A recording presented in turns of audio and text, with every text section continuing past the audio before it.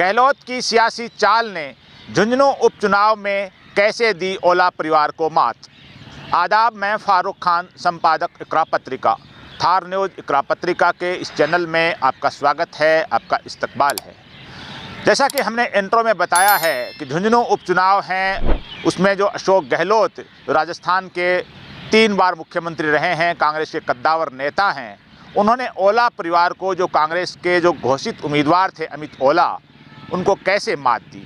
इसी मुद्दे का ये एपिसोड है। इसको आप आखिर तक देखिए और इसको ज़्यादा से ज़्यादा लाइक कीजिए, शेयर कीजिए और इसको सब्सक्राइब कीजिए ताकि ये मुद्दा है वो ज़्यादा से ज़्यादा लोगों तक पहुंच सके।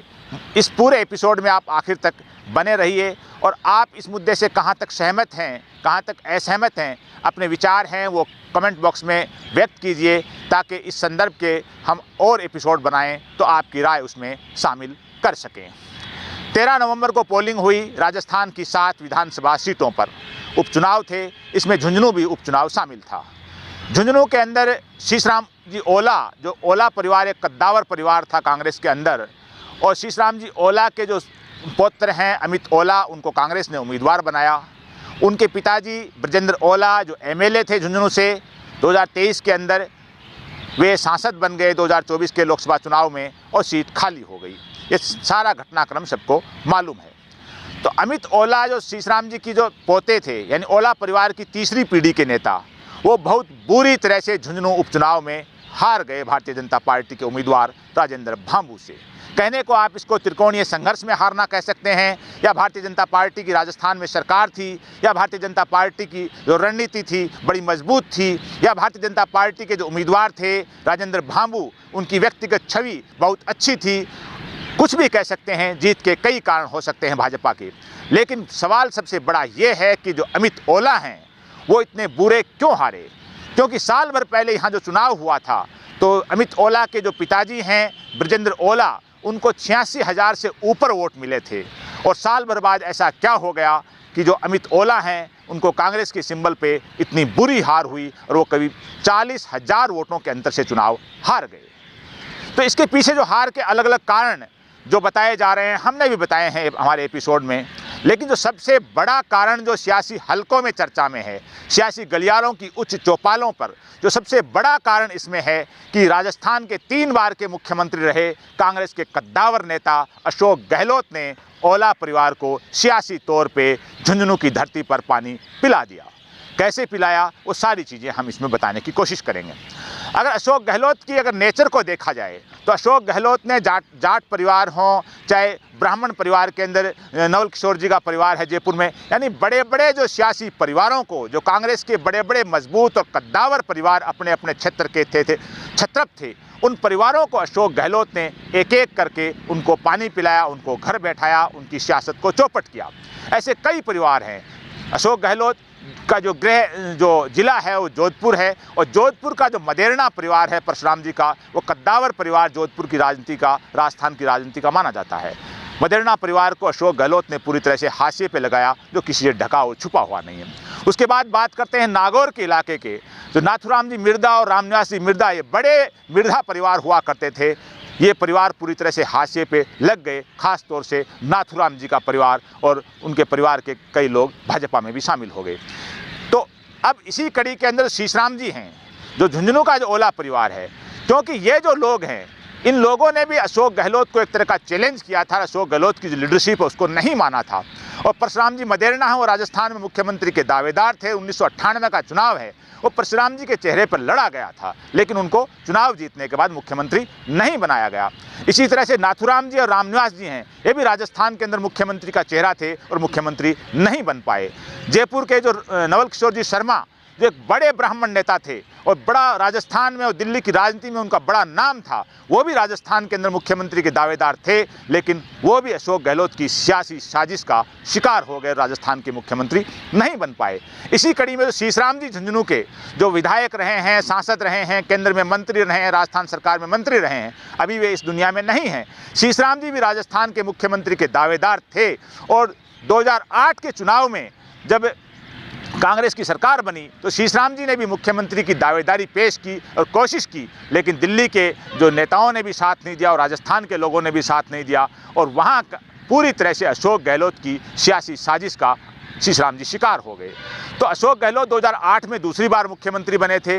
तो अशोक गहलोत ने जिन जिन सियासी परिवारों को, जो कद्दावर परिवार थे राजस्थान के अलग अलग एरिया में, उनको अशोक गहलोत ने अपनी इस 25-30 साल की जो राजनीति है, खासतौर से मुख्यमंत्री बनने के बाद में जो निपटाया है, उसी श्रेणी में अब ओला परिवार भी आ गया है। ओला परिवार को कैसे निपटाया और क्यों निपटाया, बात करते हैं कि 2018 के अंदर जब सचिन पायलट और अशोक गहलोत की जब एक तरह की सियासी भिड़ंत थी और सचिन पायलट प्रदेश अध्यक्ष थे और कांग्रेस को बहुमत मिला था, तो सचिन पायलट को सीएम नहीं बनाया गया और अशोक गहलोत कैसे भी करके किसी भी तिकड़म से सीएम बन गए।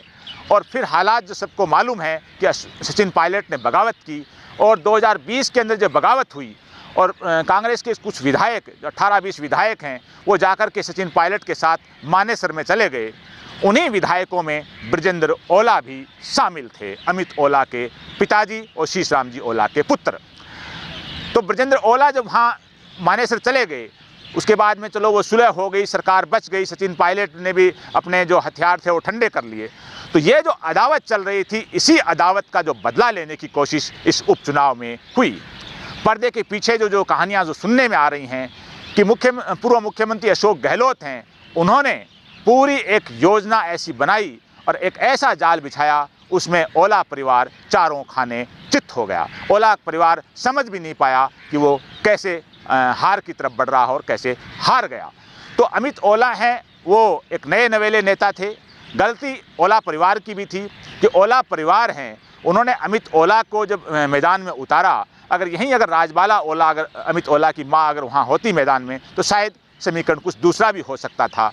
अगर जैसे दौसा के अंदर जो मुरारीलाल मीणा हैं और उनिहारा के अंदर जो हरीश मीणा हैं, उन्होंने खुद अपना परिवार का आदमी न उतार के पार्टी किसी और आदमी को उतारा, अगर ऐसे ओला परिवार किसी और को उतारता तो भी कोई कहानी बदल सकती थी।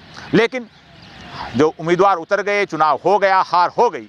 लेकिन अशोक गहलोत का जो नाम लिया जा रहा है, और ये जो लिया जा रहा है तो ऐसे ही नहीं लिया जा रहा है। जिन जिन सियासी परिवारों का हमने जिक्र किया है, उनसे किस्से कहानी जुड़े हुए हैं कि उन सियासी परिवारों को अशोक गहलोत ने किस किस तरह से हाशिए पर लगाया है।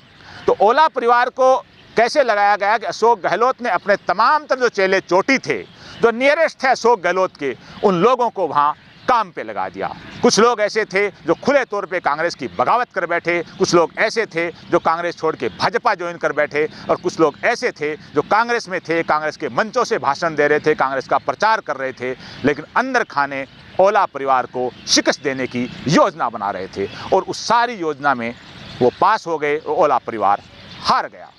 अब अगर इसमें सारी और बात करें तो इसमें किस किस ने हराया, क्या क्या काम किया, ये सारे हम अगले एपिसोड में आपको बताएंगे। उसमें आप उस एपिसोड को आप देखिए। लेकिन जो अशोक गहलोत हालांकि प्रचार करने वहाँ नहीं गए, बताया ये भी जा रहा है कि बृजेंद्र ओला और अमित ओला ने किसी बड़े नेता को इनवाइट भी नहीं किया। लेकिन अशोक गहलोत राजस्थान के 3 बार मुख्यमंत्री रहे हैं। उनका संबंध माली समुदाय से है और माली समुदाय के अच्छे खासे वोट झुंझुनू विधानसभा में हैं। परंपरागत तौर पे भाजपा का वोट माली समुदाय को माना जाता है, लेकिन माली समुदाय इस बार भाजपा से नाराज़ था और अशोक गहलोत माली समुदाय के हैं, 3 बार मुख्यमंत्री रहे हैं। अगर वो कोशिश करते तो माली समुदाय के अच्छे खासे वोट कांग्रेस को मिल सकते थे।